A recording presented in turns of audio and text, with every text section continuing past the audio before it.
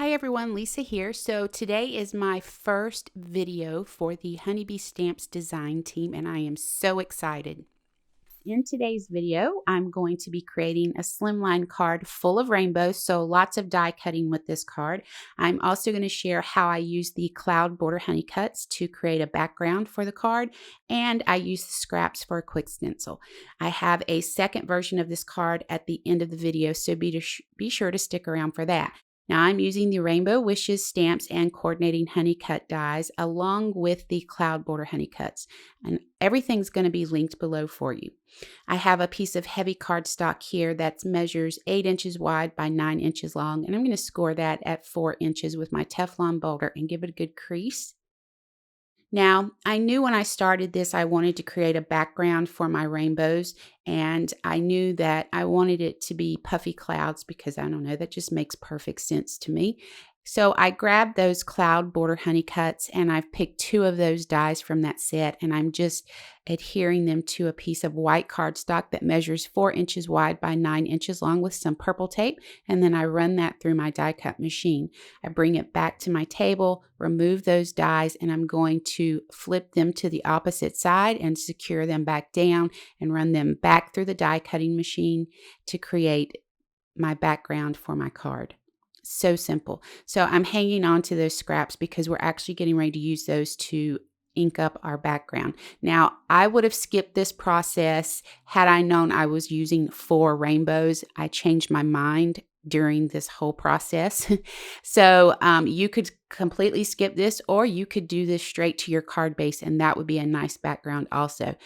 All I did was use the scraps from my die cutting, some summer sky ink. I'm using my blender brush. I'm loading that ink on my brush, and I'm using upward strokes because that's paper, a temporary stencil made out of paper. I don't want to work in circular motions and have to worry about bending the paper back and then ink being where I don't want it. So upward strokes will guarantee that you don't bend the paper while you're inking it up.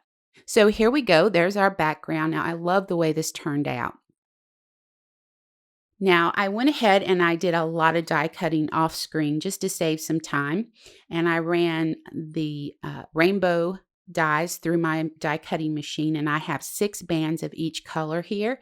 I'm going to go ahead and start laying the rainbows out. I'm using a piece of Post-it tape to do this. And the reason I'm using Post-it tape is I don't have to worry about exact placement, glue drying before I can get it where I want it, all that fun stuff. So if I just lay it out on the Post-it tape, then I can come in once I have everything where I want it, put my adhesive down, and then take a piece of white cardstock that I've trimmed to fit the back of it and then set it aside to dry.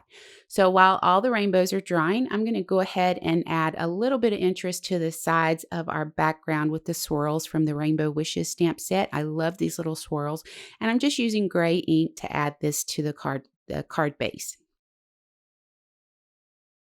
Also, while I have everything right there, I'm going to go ahead and stamp my sentiment onto some heavy cardstock with that same gray ink.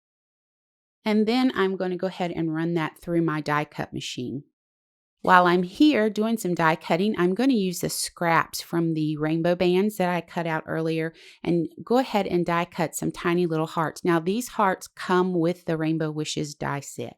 I went ahead and I secured the little ink blended background down to the card base with liquid adhesive, and I decided exactly where I wanted my rainbows to sit on there, and then added mounting foam to the back of them, and I'm going to go ahead and secure them down. Now off screen, again, I did die cutting because there was so much of it, and I die cut white cardstock and silver glitter cardstock with the coordinating dies. Also, a few more of those sentiment strips I just cut out of scrap paper so I could stack them together with a liquid adhesive to give my sentiments some dimension.